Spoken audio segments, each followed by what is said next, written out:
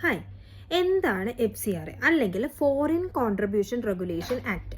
1976 നിലവിൽ വന്ന ഈ ഒരു നിയമത്തിന് ഇന്ന് 2026 എന്താണ് ഇത്ര പ്രാധാന്യം എന്ന് നമുക്ക് നോക്കാം. ആദ്യമായി തന്നെ ഇന്ത്യയിൽ എങ്ങനെയാണ് ഈ നിയമം ബാധിക്കുന്നതെന്ന് നമുക്കൊന്ന് നോക്കാം. ഇന്ത്യയിൽ ഒരുപാട് NGOകൾ പ്രവർത്തിക്കുന്നുണ്ട്, അതായത് നോൺ ഗവൺമെൻറ് ഓർഗനൈസേഷൻസ്. ഈ NGOസിൻ്റെ അണ്ടറിൽ ഒരുപാട് ചാരിറ്റി ആക്ടിവിറ്റീസും ഇന്ത്യയിൽ നടക്കുന്നുണ്ട്. അപ്പം ഈ NGOs എല്ലാം ഫോറിൻ രാജ്യങ്ങളിൽ നിന്ന് ഡൊണേഷൻസ് അല്ലെങ്കിൽ ചാരിറ്റി പർപ്പസസിന് വേണ്ടിയിട്ട് ഫണ്ടുകൾ സ്വീകരിക്കുന്നുണ്ട്. നമ്മുടെ രാജ്യത്തേക്ക് വരുന്ന ഫണ്ടുകൾ എന്തെല്ലാം തരത്തിലാണ് ഉപയോഗിക്കുന്നത്, ഏതെല്ലാം കാര്യങ്ങൾക്കാണ് ഇത് വിനിയോഗിക്കുന്നത് എന്നുള്ളതിൽ ഗവൺമെന്റിന് ഒരു കൺട്രോൾ ഉണ്ടാവാൻ വേണ്ടി ഉണ്ടായ ഒരു ലോയാണ് FCRA. നമ്മുടെ രാജ്യത്തെ NGOകൾ ഈ വിദേശത്തു നിന്നും സ്വീകരിക്കുന്ന ഈ ഫണ്ടുകൾക്ക് ഒരു പ്രോപ്പർ ആയിട്ടുള്ള റെഗുലേഷൻ ഇല്ല എങ്കിൽ ഈ ഫണ്ട് മറ്റു പല ആന്റി നാഷണൽ ആക്ടിവിറ്റീസിനും ഉപയോഗിക്കാനായിട്ട് സാധിക്കും. ഉദാഹരണത്തിന്, നമ്മുടെ വീട്ടിലുള്ള ഒരു കുട്ടിയുടെ കയ്യിൽ കുറച്ചധികം പൈസയുണ്ട്, അതെങ്ങനെയാണ് വന്നതെന്ന് അറിയില്ല, അത് അവന് എങ്ങനെ വേണമെങ്കിലും ചിലവാക്കാം എന്നുണ്ടെങ്കിൽ അവൻ അത് എന്തെല്ലാം കാര്യങ്ങൾക്ക് ചിലവാക്കാനുള്ള സാധ്യതയുണ്ട്, അതൊന്ന് ആലോചിച്ച് നോക്കുക. ഓക്കെ, സെയിം അവസ്ഥയാണ് FCRA കർശനമായിട്ട് നമ്മുടെ രാജ്യത്ത് ഇല്ല എങ്കിൽ ഉണ്ടാവാൻ പോകുന്നത്. ഓക്കെ, ഈ വരുന്ന ഫണ്ടുകൾ മറ്റു പല ആന്റി നാഷണൽ ആക്ടിവിറ്റീസിനും വേണ്ടിയിട്ടും ഉപയോഗിക്കാനുള്ള ഒരു വലിയ ചാൻസ് ഉണ്ടാവും. രാജ്യത്ത് ഡ്രഗ്സിന്റെ ഉപയോഗം കൂടാനാണെങ്കിലും അല്ലെങ്കിൽ ആന്റി നാഷണൽ ആക്ടിവിറ്റീസ് അല്ലെങ്കിൽ ഗവൺമെന്റിനെ അട്ടിമറിക്കാനായിട്ടും അങ്ങനെ പല പല കാര്യങ്ങൾക്കും, ടെററിസം ഉൾപ്പെടെയുള്ള കാര്യങ്ങൾക്ക് ഈ തുക വകമാറ്റപ്പെട്ടേക്കാം എന്നുള്ളതിൽ യാതൊരു സംശയവുമില്ല. 1976 അടിയന്തരാവസ്ഥ കാലത്താണ് ഇന്ത്യയിൽ ആദ്യമായിട്ട് ഈ ഒരു നിയമം പാസ്സാവുന്നത്.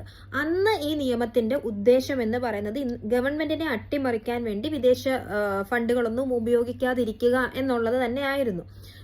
ശേഷം അടിയന്തരാവസ്ഥ കാലത്തിന് ശേഷവും ഈ നിയമം അതുപോലെ ഇന്ത്യയിൽ തുടർന്നു. പിന്നീട് ഇതിനൊരു ഗണ്യമായ മാറ്റം വരുന്നത് 2010 മൻമോഹൻ സിംഗിന്റെ കാലത്താണ്.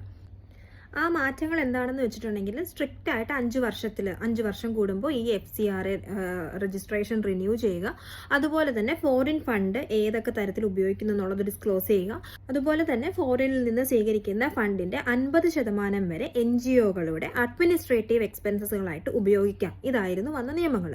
ശേഷം നിയമം അതേപോലെ തന്നെ തുടർന്ന് പൊയ്ക്കൊണ്ടിരിക്കുകയാണ്. 2014 മോദി സർക്കാർ അധികാരത്തിൽ വന്ന ശേഷം ഈ ഒരു നിയമം കൂടുതൽ സ്ട്രിക്റ്റ് ആവുകയാണ് ചെയ്തത്. NGOകളുടെ പ്രവർത്തനവും അവരുടെ ലൈസൻസുമായിട്ട് ബന്ധപ്പെട്ട രേഖകളുടെ പരിശോധനവും അതുപോലെ തന്നെ ഈ ഫണ്ടുകൾ ഏതെല്ലാം തരത്തിൽ ഉപയോഗിക്കുന്നു എന്നുള്ളത് ഉൾപ്പെടെയുള്ള കാര്യങ്ങൾ കുറച്ചും കൂടെ സ്ട്രിക്റ്റ് ആയിട്ട് മോണിറ്റർ ചെയ്യാൻ തുടങ്ങി. അതിന്റെ ഭാഗമായിട്ട് തന്നെ 2014 ശേഷം 700-ലധികം NGOകളാണ് വിവിധ സംസ്ഥാനങ്ങളിലായിട്ട് ഇന്ത്യയിൽ ലൈസൻസ് റദ്ദാക്കപ്പെട്ടിട്ടുള്ളത്.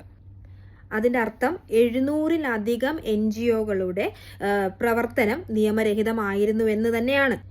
ഈ പറഞ്ഞ റദ്ദാക്കപ്പെട്ട NGOകളുടെ കൂട്ടത്തിൽ ഗാന്ധി കുടുംബത്തിന്റെ ട്രസ്റ്റ് ആയിട്ടുള്ള രാജീവ് ഗാന്ധി ഫൗണ്ടേഷനും ഉൾപ്പെടുന്നു എന്നുള്ള കാര്യവും ശ്രദ്ധിക്കേണ്ട ഒന്ന് തന്നെയാണ്. അതുപോലെ തന്നെ കുറച്ച് നാളായിട്ട് സോഷ്യൽ മീഡിയയിലെ തരംഗമായി മാറിക്കൊണ്ടിരുന്ന സോനം വാങ്ചുക്കിന്റെ സെക്മോൾ എന്ന ട്രസ്റ്റും ഈ റദ്ദാക്കപ്പെട്ട ലിസ്റ്റിൽ ഉൾപ്പെടുന്ന ഒരു NGO തന്നെയാണ്. ഇനി എന്തുകൊണ്ടാണ് ഈ ഒരു ബില്ല് ഇപ്പോൾ കൂടുതൽ ചർച്ച ചെയ്യുന്നതെന്നുള്ളത് നമുക്കൊന്ന് നോക്കാം. അതായത് 2026 ഒരു പുതിയ അമെൻമെന്റ് അല്ലെങ്കിൽ ഭേദഗതി ഈ ബില്ലിന് വരാൻ പോവുകയാണ്. ഒന്നാമതായി, NGOസിന് അവർക്ക് ലഭിക്കുന്ന ഫോറിൻ ഫണ്ടിന്റെ 50% അഡ്മിനിസ്ട്രേറ്റീവ് എക്സ്പെൻസസ് ആയി ഉപയോഗിക്കാം എന്നതായിരുന്നു പഴയ നിയമത്തിൽ പറഞ്ഞിരുന്നത്. പക്ഷേ ഇപ്പോൾ അത് കുറച്ച് 20% ആക്കാൻ പോവുകയാണ്. ഉദാഹരണത്തിന്, 1 ലക്ഷം രൂപ ഫോറിനിൽ നിന്നും ഒരു ഡൊണേഷനായി സ്വീകരിച്ച ഒരു NGO ആണെങ്കിൽ ആ NGOയ്ക്ക് 50,000 രൂപ 50% ഇതിന് പഴയ നിയമം അനുസരിച്ചിട്ട് അഡ്മിനിസ്ട്രേറ്റീവ് എക്സ്പെൻസസ് ആയിട്ട് മാറ്റാമായിരുന്നു. അതായത് അഡ്മിനിസ്ട്രേറ്റീവ് എക്സ്പെൻസസ് എന്നുകൊണ്ട് ഉദ്ദേശിക്കുന്നത് ഇലക്ട്രിസിറ്റി ബില്ല് അടയ്ക്കുക, അല്ലെങ്കിൽ ആ ഒരു സംഘടന മുന്നോട്ട് പോകുന്നതിന് ആവശ്യമായിട്ടുള്ള മറ്റു ചിലവുകൾ. ഫോർ എക്സാമ്പിൾ, ഒരു മീറ്റിംഗ് ഉണ്ടെങ്കിൽ മീറ്റിങ്ങിന് ഫുഡ് വാങ്ങിയ എക്സ്പെൻസ് തുടങ്ങി അങ്ങനെയൊക്കെ ഉള്ള എക്സ്പെൻസസിനായിട്ട് അതിന്റെ 50,000 രൂപ ഉപയോഗിക്കാമായിരുന്നു. പക്ഷെ ഇപ്പൊ അത് കുറച്ച് പുതിയ 2026 അത് കുറച്ച് 20% ആക്കുകയാണ്. അതായത് 1 ലക്ഷം രൂപ റിസീവ് ചെയ്തിട്ടുണ്ടെങ്കിൽ അതിന്റെ 20,000 രൂപ മാത്രമാണ് നമുക്ക് എക്സ്പെൻസസ് ആയിട്ട് ഉപയോഗിക്കാൻ പറ്റുന്നത്. ബാക്കി 80,000 രൂപയും എന്താവശ്യത്തിനാണോ നമ്മൾ ആ ഫണ്ട് സ്വീകരിച്ചത്, അതായത് എഡ്യൂക്കേഷൻ പർപ്പസ് അല്ലെങ്കിൽ ഹോസ്പിറ്റൽ പണിയുക, അങ്ങനെയുള്ള എന്ത് പർപ്പസിനാണോ ആ സെയിം പർപ്പസിന് തന്നെ 80% ഉപയോഗിക്കണം എന്നുള്ളത് കൂടുതൽ സ്ട്രിക്റ്റ് ആയിട്ട് വരികയാണ് 2026. രണ്ടാമതായി നമ്മൾ പറഞ്ഞല്ലോ 2014 ശേഷം ഇന്ത്യയിലെ 700-ലധികം NGOകളുടെ ലൈസൻസുകളാണ് റദ്ദാക്കപ്പെട്ടിട്ടുള്ളത്. അപ്പോൾ ഈ NGOസിന്റെ എല്ലാം അസറ്റുകൾ അല്ലെങ്കിൽ പ്രോപ്പർട്ടീസ് കണ്ടെത്തുക. അതിനായിട്ട് ഗവൺമെന്റിന്റെ കൺട്രോളിൽ തന്നെ ഒരു ഡെസിഗ്നേറ്റഡ് അതോറിറ്റി രൂപീകരിക്കുകയാണ്. ഈ അതോറിറ്റി ആയിരിക്കും രജിസ്ട്രേഷൻ റദ്ദാക്കപ്പെട്ട NGOകളുടെ അസറ്റുകൾ ഇനി മുതൽ കൈകാര്യം ചെയ്യുന്നത്. ഇതുവഴി ഈ NGOകളുടെ സ്വത്തുകൾ കണ്ടെത്തുക, അല്ലെങ്കിൽ ഇത് ഏതെല്ലാം തരത്തിലാണ് ഇതിന്റെ തുകകൾ വിനിയോഗിച്ചിട്ടുള്ളതെന്ന് കണ്ടെത്തുക, ഭാവി ഉപയോഗം തീരുമാനിക്കുക, നിയന്ത്രണം ഏറ്റെടുക്കുക തുടങ്ങിയ കാര്യങ്ങളാണ് ഗവൺമെന്റ് ഇതുവഴി കൂടുതൽ മുൻതൂക്കം കൊടുക്കുന്നത്. ഇപ്പോൾ FCRA 2026 നിയമ ഭേദഗതി ഇന്ത്യയിൽ എങ്ങനെയൊക്കെയാണ് മാറ്റങ്ങൾ കൊണ്ടുവരിക എന്നുള്ളത് ഒരു ചെറിയ പിക്ചറാണ് ഞാൻ പറഞ്ഞത്. ഏറെക്കുറെ കാര്യങ്ങൾ മനസ്സിലായിട്ടുണ്ടാവുമെന്ന് ഞാൻ വിശ്വസിക്കുന്നു.